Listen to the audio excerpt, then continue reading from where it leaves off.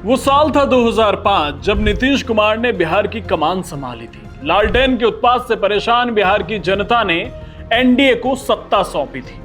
उस चुनाव का सबसे बड़ा मुद्दा था जंगल राज, यानी बिहार में बेलगाम अपराध, चरमराई हुई कानून व्यवस्था, लोगों में भय और असुरक्षा का माहौल। और ये साल है 2025। इस बार भी बिहार में चुनाव है और मुद्दा है वही जंगल राज। 2 दशक बीत चुके हैं, लेकिन लोगों के मन में लालू काल के जंगल राज का डर आज भी उसी शिद्दत से बरकरार है। आखिर ऐसी क्या परिस्थिति है कि 20 साल बाद सत्ता से बाहर रहने के बावजूद लोग लालू यादव की लालटेन पर बटन दबाने को तैयार नहीं, खासकर जब उनके बेटे तेजस्वी यादव एक नई राजनीति की बात कर रहे हैं। ये डर बिहार की सियासत की धुरी क्यों बना हुआ है? नमस्कार, मैं हूं हर्ष त्यागी और यह है डिटेल न्यूज इंडिया। आज हम बिहार के उस सबसे बड़े भूत की बात करेंगे जिसने वहां की राजनीति को 2 दशकों से प्रभावित कर रखा है, जंगल राज। तो वीडियो की शुरुआत करते हैं बिहार में जंगल राज की शुरुआत से कि कहां से शुरुआत हुई और यह इतना गहरा क्यों समा गया। 90 के दशक से बिहार में डर की शुरुआत हुई। ये वो समय था जब बिहार में राष्ट्रीय जनता दल यानी आरजेडी की सरकार थी और जिसका नेतृत्व लालू प्रसाद यादव और बाद में राबड़ी देवी ने किया। यही वो समय है जिसे लोग जंगल राज कहते हैं। यह शब्द कोई राजनीतिक जुमला या नारा नहीं था, बल्कि पटना हाईकोर्ट ने राज्य की अत्यंत खराब कानून व्यवस्था की हालत पर सख्त टिप्पणी करते हुए इस शब्द का इस्तेमाल किया था।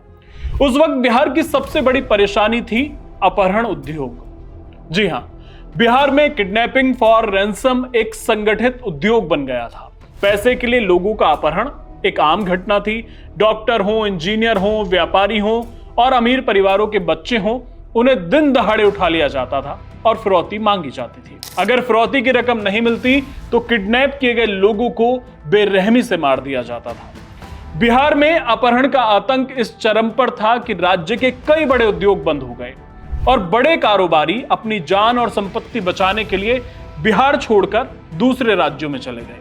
शाम होते ही लोग घर से निकलने से डरते थे, महिलाएं सुरक्षित नहीं थी, छेड़छाड़ और दूसरे अपराध चरम पर थे। बिहार में रंगदारी टैक्स एक अघोषित नियम था जिसे हर व्यापारी को देना पड़ता था। लोगों का पुलिस और प्रशासन पर से विश्वास खत्म हो गया था और यही वजह है कि बिहार के लोग आज भी उस जंगल राज के वापस आने से डरते हैं। लोग आज भी नहीं चाहते हैं कि बिहार की सत्ता में आरजेडी की वापसी हो। इसकी वजह सिर्फ बेलगाम अपराध नहीं था, बल्कि शासन और व्यवस्थाओं का पूरी तरह चरमरा जाना भी था, जिसे मिस गवर्नेंस कहा जाता है। बिहार में अपराध बढ़ने से सरकार का इकबाल खत्म हो गया था। पुलिस राजनीतिक जवाबदेही की वजह से निष्पक्ष काम नहीं कर पाती थी।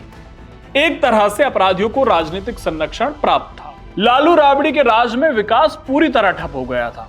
क्राइम के परसेप्शन के कारण कोई भी कंपनी बिहार में निवेश करने को तैयार नहीं थी, जिससे बेरोजगारी बढ़ी।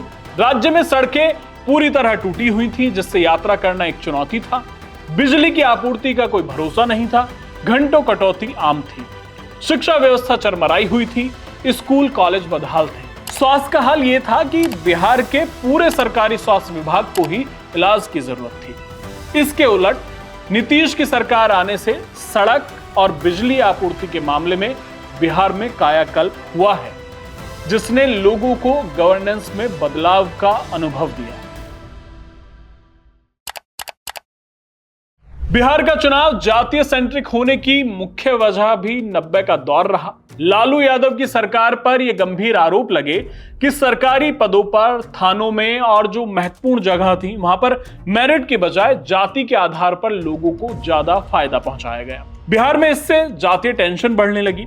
ऐसी धारणा बनी कि बिहार में योग्यता को नजरअंदाज किया जा रहा है। इससे एक वर्ग में गुस्सा और असंतोष बढ़ा तो वहीं दूसरा वर्ग सत्ता के उत्साह की चरम पर पहुंच गया। इस वर्ग ने बिहार में एक पैरेलल सिस्टम खड़ा कर दिया, जहां हर काम में जातीय समीकरण देखे जाने लगे। इसका परिणाम यह हुआ कि बिहार में जातीय हिंसा और तनाव आम हो गए, क्योंकि जातियों के बीच वर्चस्व की लड़ाई शुरू हो गई थी। बिहार कुव्यवस्था की मार तो झेल ही रहा था, लेकिन भ्रष्टाचार ने इसे गर्त में पहुंचा दिया। बिहार सरकार के शीर्ष पर बैठे लोग भ्रष्टाचार में पूरी तरह लिप्त थे। सरकारी खजाने की खुलेआम लूट चल रही थी। बिहार में चारा घोटाला सबसे चर्चित मामला है। जब सरकार के मुखिया पर ही भ्रष्टाचार के गंभीर आरोप लगे और कोर्ट कचहरी के चक्कर लगने लगे तो लोगों का भरोसा पूरी तरह उठ गया। लोगों को एक ऐसी सरकार चाहिए थी जो सिस्टम को सुधारने और विकास पर ध्यान दे।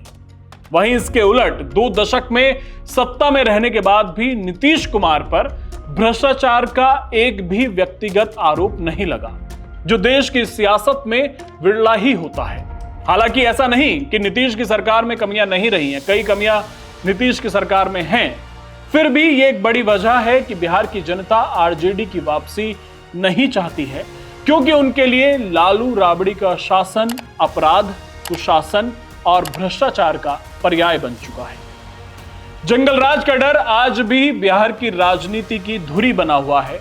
ये लालू काल के बुरे अनुभव, आरजेडी के शासन में हुई गलत व्यवस्थाओं और एनडीए की सफल राजनीतिक रणनीति का परिणाम है, जिसने इस डर को जनता के बीच जिंदा रखा है। अब ये डर कब तक बना रहेगा? क्या बिहार के लोग तेजस्वी यादव को लालू राज से अलग करके देख पाएंगे? क्या तेजस्वी अपने पिता के शासन की छवि को मिटा पाएंगे, या फिर बिहार की जनता सुरक्षा और सुशासन के नाम पर एनडीए पर ही भरोसा बनाए रखेगी?